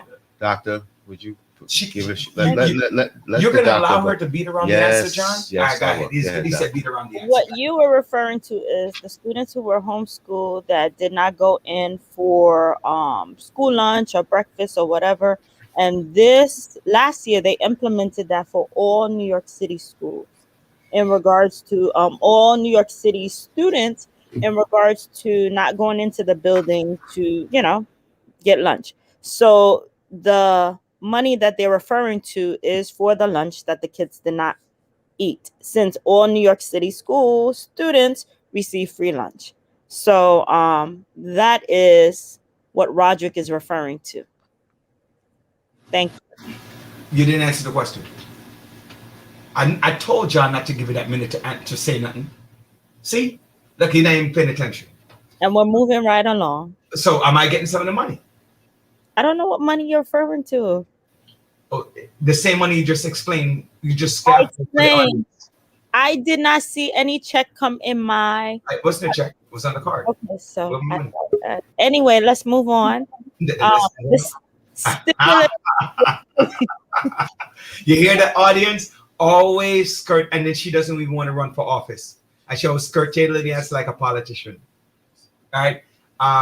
Yeah. John, what are you doing? No, I'm just looking at the comments. Oh, you were talking about the stimulus. Well, what were you saying about the stimulus? Yeah, women's stimulus, doctor. Well, I don't qualify. That's the problem. I don't qualify Women's for stimulus, doctor. I don't qualify. So, you know, I have a problem with that. They put us. Me too. Before you, I go ahead, Joanne, because this is one time when you and I gotta attack John. They put a certain cap on the stimulus amount. If you are going to say children, you know, in regards to children cost a lot of money. You know, so, and in your case, you're like a single mom with 2 kids. Yeah. So now I don't qualify for that. But if you do receive any money forward, that's coming from the, I guess. You don't get that child credit stuff either? No, because it's like an advance. Yeah. Basically, they look at your base salary first. Right. Look at your base salary first, and then they go from there. I guess that's why I never got stimulus. Oh. Yeah, man. I'm upset. And I have 5 kids. Oh no. And who was on the show? No. And 3 of them in college. Look at that grin. Oh. Mes amis. Oh no. You're muted. Yes. Hi. How you doing? Je vais bien, madame. Je vais bien. Right? So je peux parler français avec toi. Un petit peu. Oui, merci. Je parle français aussi. Je viens d'Haïti, hein? Okay. Look at that. Okay, I didn't understand what you said, but it sounded good. I'm kidding. I speak French because I'm from Haiti. No, I know. How you doing? And welcome everyone. In case you're not familiar with the face, we're talking with Mercedes Narcisse, who is the primary winner for the 46. So, Congratulations. Congratulations. Thank you. Yeah. It took a long enough. About time. You got that right. Better late than never, Mercedes. Don't listen to John. John is just a hater. That's my little brother, so he can talk. Yeah, little. I can beat him up. Don't say that. He's your big brother. Don't say your little brother. He's big, but we just said that he's just trying to make it like he's really? Don't be telling anybody. Don't be aging yourself. John is an old fart. You know, that's an old man, right? Right. He's your older brother. Me older than him. Right. You know, but that means you just age well, unlike John and I. Hey, let me tell you something. He's not training him right? Right. Listen. Joanne came to my party this weekend, right? And she was looking hot and bothered, right? And Andre was like, don't be muting me. Andre was like, who's that? Not in that. You mute, and it's a good thing. He wasn't inquiring. You mute is a good thing. He was not inquiring. He was acknowledging her beauty. He was not inquiring, right? And so he didn't recognize her because he didn't recognize me as well. I did too recognize. Initially, I was like, oh, but it was good. So, black women, you guys 100% don't crack. I don't know about any other race. I can Excuse me. I can only do. Oh. No, Sean, why you got to put me on the spot, dog? Sean, I ain't get my banana bread at all. Sean, man, Andre and John didn't get the banana bread. Can you? I mean, seriously. Let me tell you. Put me on the spot. I don't want to talk, Sean. Let me get to my guest. I'm not. Let's get to our guest. Mercedes, banana bread is amazing. I'm gonna say that again. His banana. If you never had it, Brooklyn banana bread. Mm-hmm. You have to try. So okay, I will. It reminds me of pimpatat. Mm-hmm. Okay, got it. So at the end of the day, they derailed me a little bit, so I just talk about the banana bread just for 30 seconds, and this is for you as well. So what Sean did was, could you pull up the Sean conversation again, Andre? So what Sean did during the height of COVID, he would go to first responders. and he donated banana bread. So you bake them, fund it, and then towards the end he got some help. But at onset he was doing it on his own, and he would go to hospitals, go to hospital wards, and donate this banana bread. And even during the height of my illness, he came through and made sure that I had my banana bread. And I got to tell you, my kids, everybody in my house was they just ate it. That's why Andre and John didn't get their banana bread. So everybody just kept eating it, and they liked it. And they couldn't just have one. And Sophia picked up hers yesterday, who was saying she was all right. She could have done without hers, but she was close to the house. She's going to get it. Look, the banana bread is awesome. So congratulations. Let's get back to you, Mercedes, because I know we have a few minutes with you, and I know that you have a lot of ideas and you have a lot of thank yous. And so let's start with, first of all, how do you feel? I feel great. I thank God for the opportunity for me to be here. Like John said, it was about time. And I am a very... John is just being facetious. I don't like the concept that it's about time. It's about time. It's God's time. Just when God said yes. Yes, God's time. When I was being suppressed by others, God was preparing to elevate me. So that's the way I see it for the opportunity.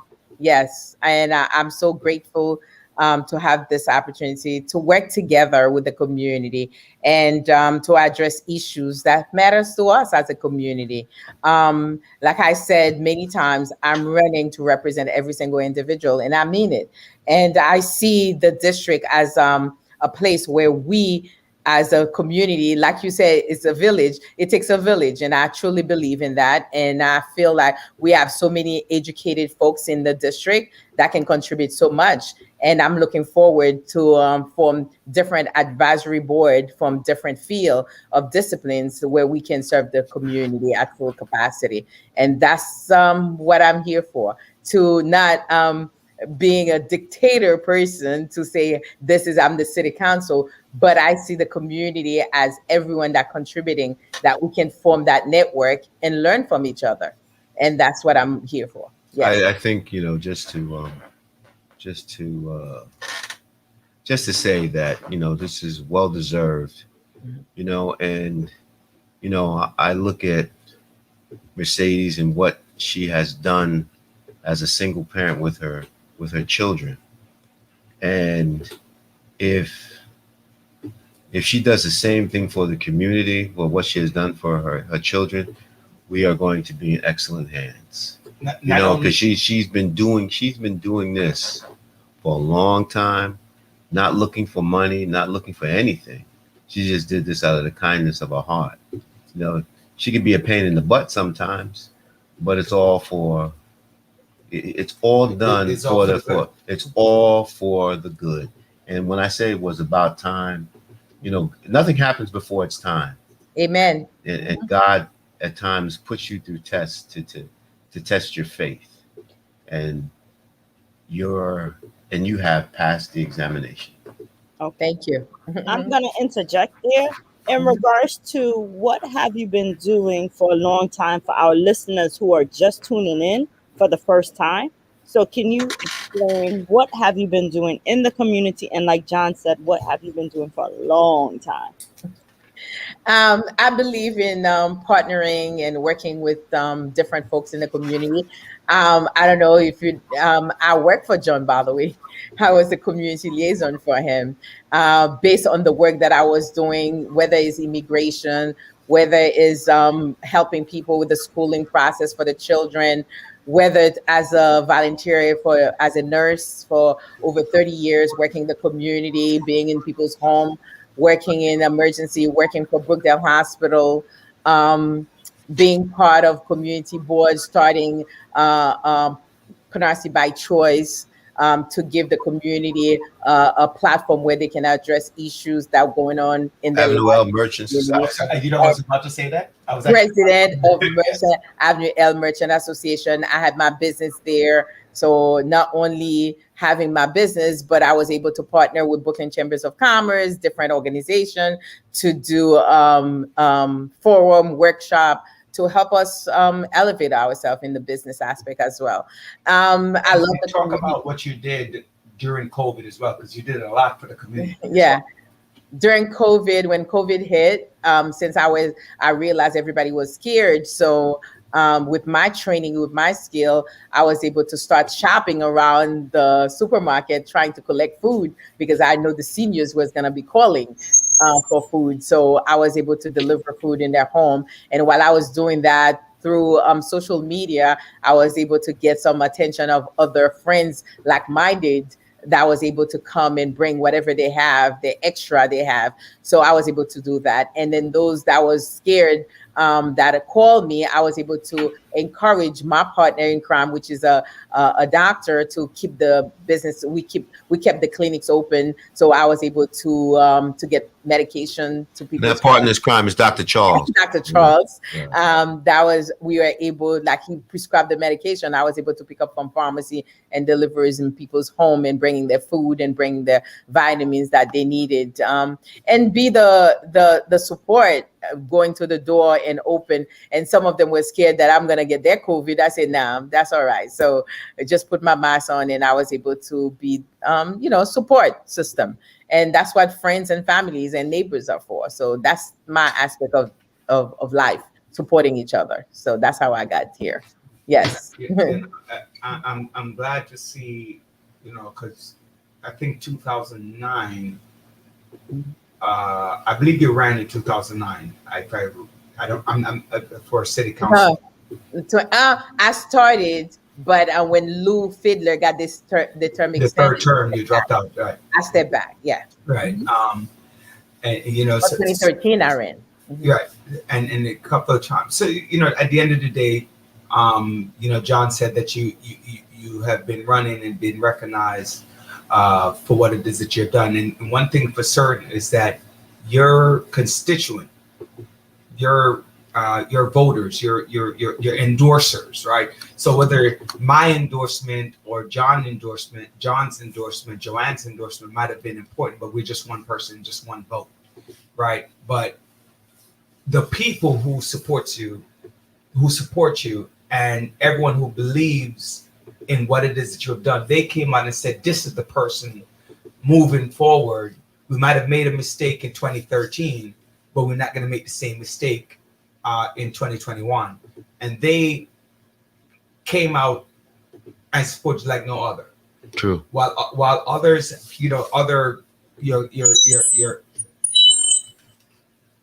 your counterparts, they had some other unions, some other this, some other that. The people stuck with you. So even though you didn't have, I wonder if it's mine. Even though you didn't have every union support, you didn't have every backer support, the people who support you stayed with you. And so congratulations to them and congratulations to you, because they recognize what it is that you're doing. So that's a vital. And then you went through all these rounds, and I think now you're at what, about 65, 66% or something like that? 65. So congrats. Thank But you. you know what's interesting in that all that, on the night of her victory, it was very interesting. Meaning, the vote totals, and she on that night she got 39% of the vote. Yeah, well over 4,000 votes. Yeah, actually, 5,500 and something, or 800 and something. Yeah, but her fierce three competitors, her vote total was more than her next two. No, the next three, if you combine all three. I did. Trust me, I was sitting there crunching numbers. I think Shirley was second. She had 22% of the vote. I think she had about 3,000. No, she had 27. No, 16% of the vote. No. She had at the night of the election. Mm-hmm. She was second. I think she had 22. You have 39. She had 22. Gaudi was Gaudi third or fourth? I don't remember which one it was. It was third, right? Gaudi was third. So if you combine second and third, I think they were close to 5,000. If you add the third person, they would have surpassed her. I think that's what it was. I'm not 100% certain. So Andrea's going to look it up. But the fact, though, I want to go back a little bit. Actually, not go back. Because we don't want to run out of time. We don't get a chance to do it. I want to talk about I want to go back to one thing. When I traveled on East 80th and Flatlands, say it again. This you can just talk. 2,378 For who? Gardy. 2,378 for Gardy. How much for Shirley? 2,694. That's 5,000. So then you add in the third, then it would have, the third person would have surpassed her. Which I get what John was saying though. So when I pass on Flatlands in East 80th, I like to see that big fat sign that says Mercedes, it takes a village. I wonder where the word "it takes a village" comes from. You know, I saw that. Kumbaya, man. I was like, all right. We hear you on the Village Talk Show. We hear you. We hear you loud and clear. So I want to say kudos to the village, right? I want to take that sign down because I want to make a sign for the Village Talk Show about that sign a little bit. So we want to talk off air about that actually. But I wanted to switch the subject for once. There's two things I want to talk about. So let's see if we can get both of them done. Let's talk about Haiti. You're Haitian American. A large part of your constituency is Haitian or Caribbean. Yeah. And I don't want to talk about it. Well, maybe you do, because I don't know if you know Moïse, if you knew him personally or whatever, you met him or whatever the case is. But I had Yvette on earlier, and we both talked Congresswoman Yvette Clarke on earlier, and we were talking about taking out a sovereign leader, no matter your politics, but it's taking out a sovereign leader. What are your thoughts on this issue with Haiti? My cat is on the way. Sorry. It's tough. I'm deeply saddened by what happened. The brutal, heinous crime, the assassination of a president, that's sitting president in the 21st century. I would never imagine and dream that would happen. But the action really by this gunman, today, I just don't know what to say. It only served to fuel the problems that we already have in the country, the tensions. I don't want to cry again, but to see that the first republic that get the independence and to be going through such a turmoil all the time, it's so fragmented that you don't even know how to put the pieces together in your mind. And to see a Black nation that was open, that was a real freedom rider, that was anti-slavery, that opened the doors, opened all the gate for freedom. And for us today in 21st century is still going through so much. And outside of Haiti, we have so many great minds. So to me, we need to reflect as a community. And it's not only Haitian. So I'm offering all my brothers and sisters throughout the nation to look at it and take a good look and see how the best way, not only, I mean, Haitian have to start, but we need our brothers and sisters out there to say, yes, together we can bring Haiti to that pearl des Antilles that we were been talking about, because we know the beauty of Haiti. I travel Haiti, as in I still travel Haiti all the time because I'm a volunteer, medical missionary for Haiti. I do a lot of medical mission throughout Haiti.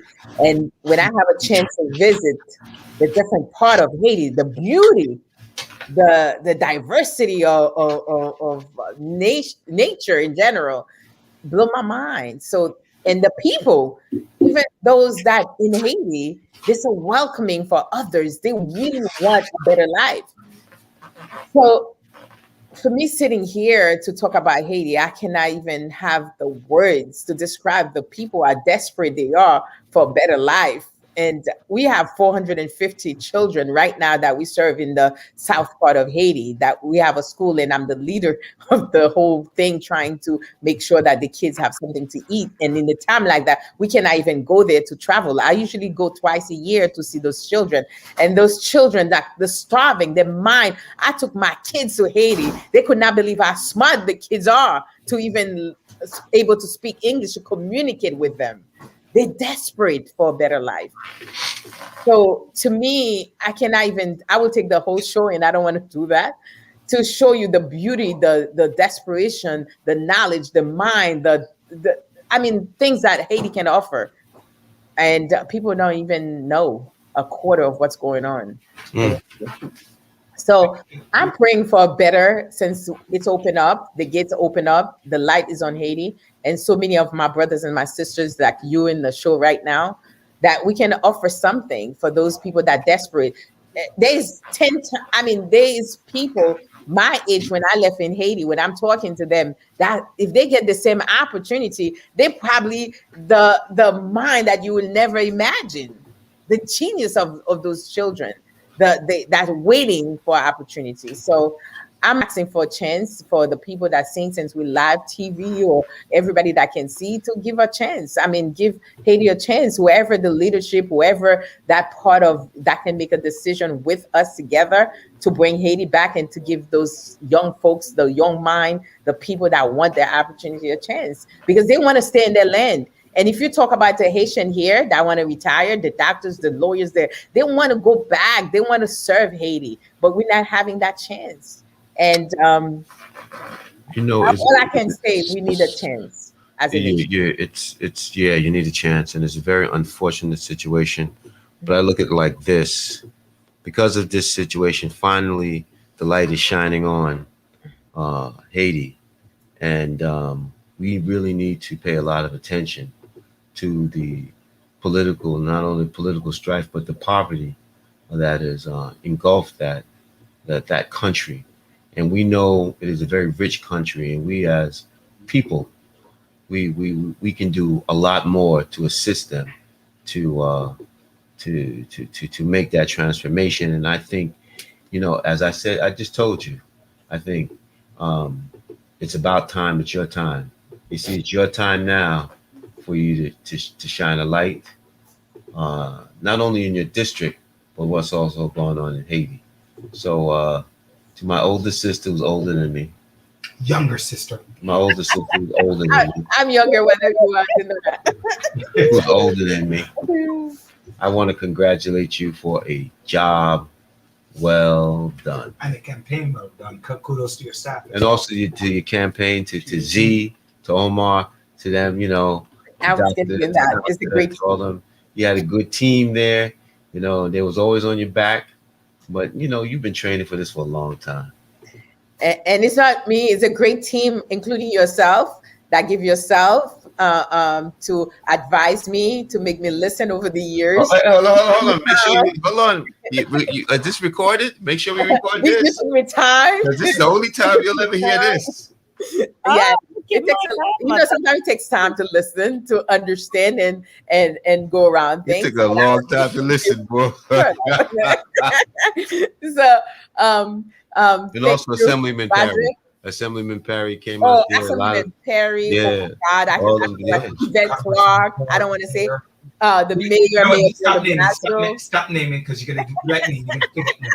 Don't stop. Oh, my team, Dr. Z is the best. All the endorsers, the voters, all the supporters, all the unions. I want to do everyone that support. Once you start naming, you're always gonna forget the name. Somebody's gonna be offended. Trust me, I get offended when they forget my name, so I know factually. Corey Provost, I have to say that those some early ones. See, that's the problem. You keep naming because they keep coming to mind immediately. What you need to do is have a piece of paper in front of you every time you go on TV, every time you're on a radio show, and you can start rolling off the names. And the top should be Roderick Della. That should be, see, underneath that should be Roderick. First name should be Roderick. No, first name should be God. First name should be God. You didn't hear. I did already. Right? The first name should be God, and under that should be Roderick. God. Then John's name, and then you keep going. All right. Kumbaya, man. Don't count your chickens before you hatch, but there has never been a Republican person who's been elected in your district, at least not in the last 30 years since I've been involved in politics. And I know going back to Frank Sedio and whatever the case is. Well, she don't worry, she'll be prepared. Yeah, I know. I'm not taking anything for granted.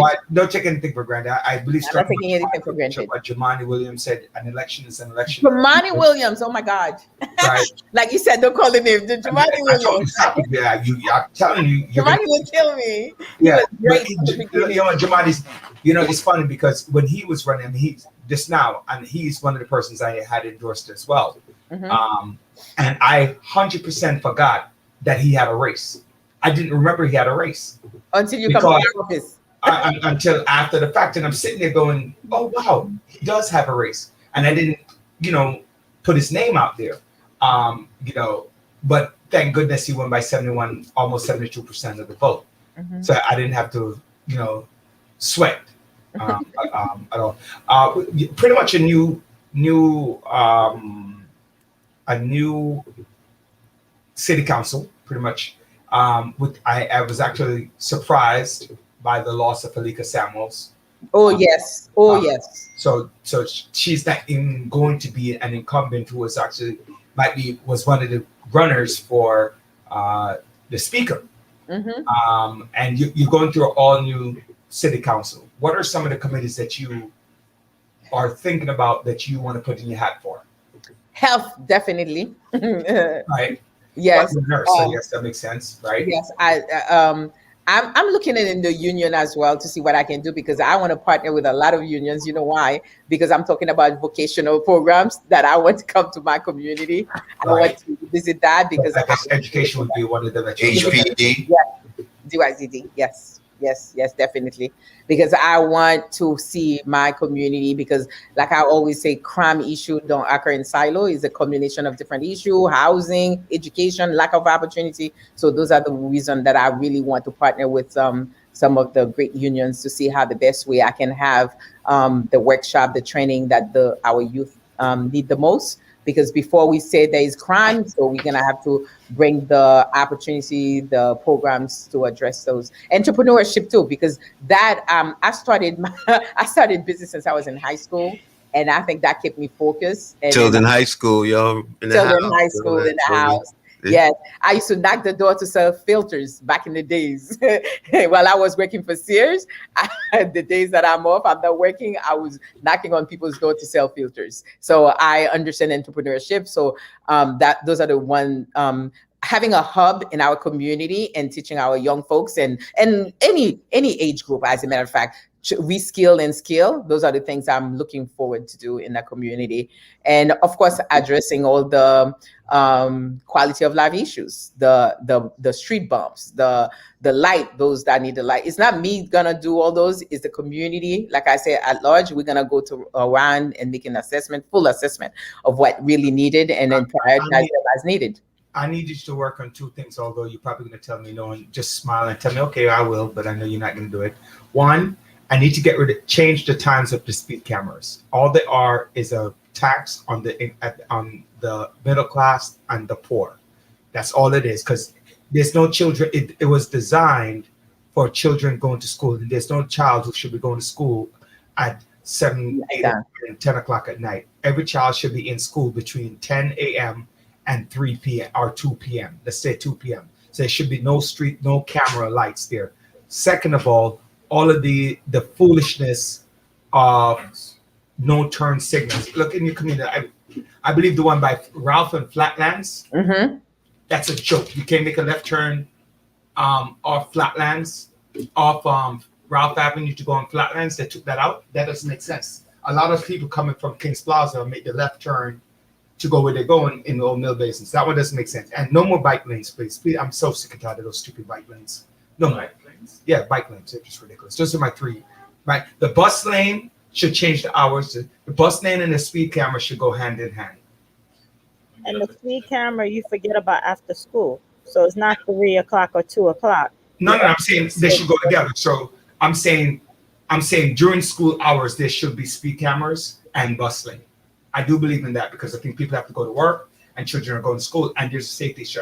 I don't know if you remember this, Mercedes, but maybe about 7 or 8 years ago, the little girl at Canarsie High School, who the bus stopped to let the girl off, and the girl came around the bus, And do you remember, John? Mhm. And the little girl was killed right in front of her high school. Mhm. That was detrimental to not only her family, but to her peers who actually witnessed her death. Mhm. And that was during school hours. And people need to learn not just, I don't care if they put a 10-mile-an-hour speed limit around schools, because you shouldn't be speeding around it. Because I hate ignorant people. You sit at a bus stop, but you want to speed around the bus. Why? Because your 5 seconds is more important than the kids cross the street. And we know that young people in general believe that they own the street anyway. They don't yes. know right. We all did.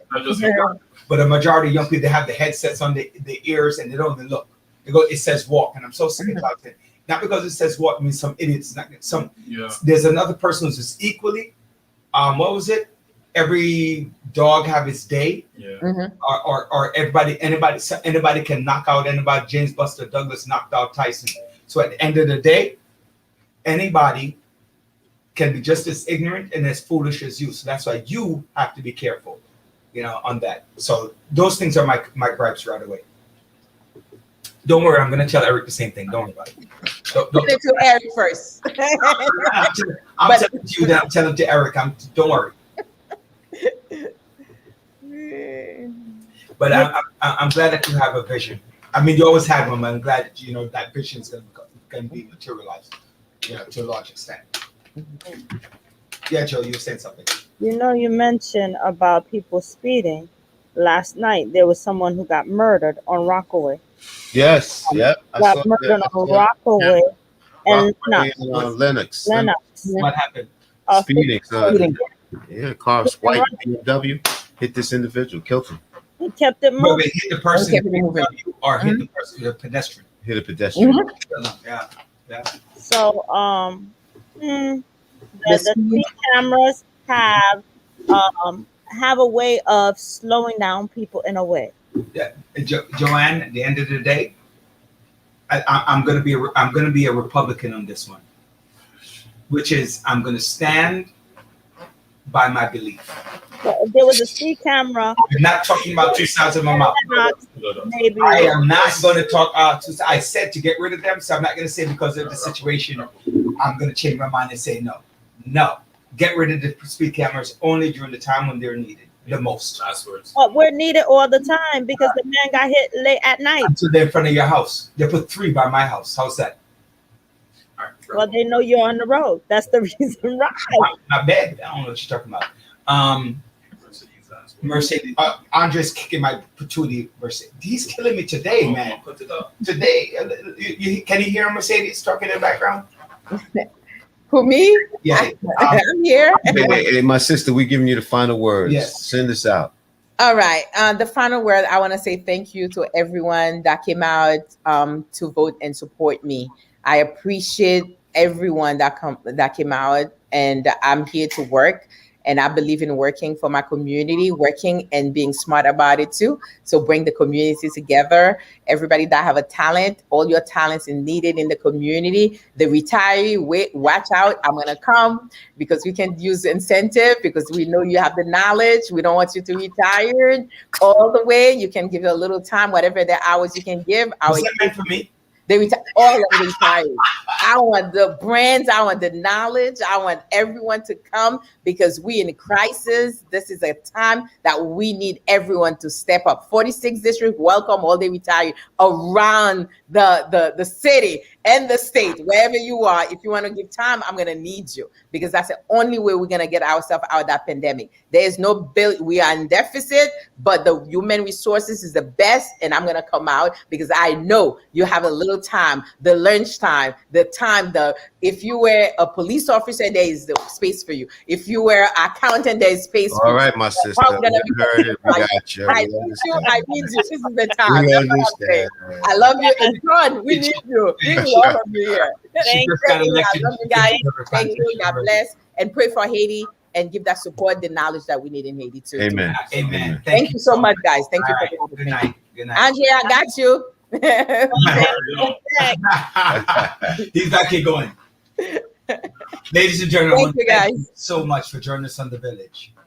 It has been a great pleasure to work with you, talk to you, listen to you, whatever you had to say. Whether you joined us on Facebook, YouTube, on 92.1 FM, GD Radio, Gospel JA, wherever you joined us from, we want to thank you. The Village Talk Show is all about the community, where we're dedicated to empowering the community to live a healthy, safe, and financially capable life through education, helping each one of us in realizing our dreams at any age, at any point, starting from today. Success is not just spoken, it is done. God bless you and have a wonderful, wonderful weekend. God bless. Smoke the ganja weed. Bye.